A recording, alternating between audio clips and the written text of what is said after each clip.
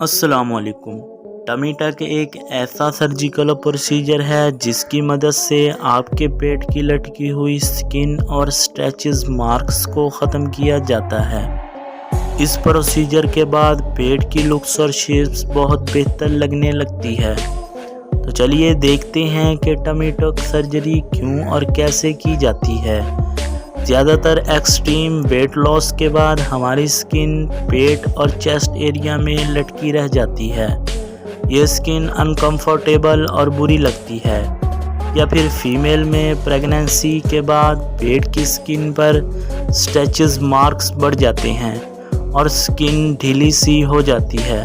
तो ऐसी स्किन को ठीक करने के लिए टमी टक का प्रोसीजर परफॉर्म किया जाता है। टमी टक प्रोसीजर के दौरान सबसे पहले क्लाइंट्स को जनरल एनेस्थीसिया दिया जाता है ताकि सर्जरी के दौरान दर्द महसूस ना हो। इसके बाद सर्जन पेट पर बैकनी लाइन के पास कट लगाता है और स्किन को खींचकर एक्स्ट्रा स्किन को काट देता है। इसी दौरान सर्जन साथ में ही बेली बटन के लिए भी होल क्रिएट करता है। इस सब के अलावा बाज़ औक़ात ज़रूरत के मुताबिक सर्जन एब्डोमिनल मसल्स को भी टाइट कर देता है और फिर स्किन को स्ट्रेचेस की मदद से जोड़ देता है।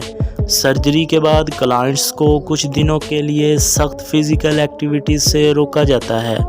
टमी टक सर्जरी के कई हफ्तों बाद स्वेलिंग ख़त्म होने पर आपका पेट बहुत बेहतर दिखाई देने लगता है।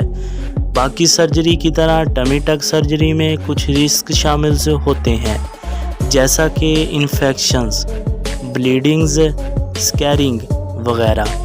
अगर आपको कोई इन्फेक्शन या ब्लीडिंग हो रही हो तो अपने डॉक्टर से लाजमी तौर पर रजू करें। शुक्रिया, अल्लाह हाफिज़।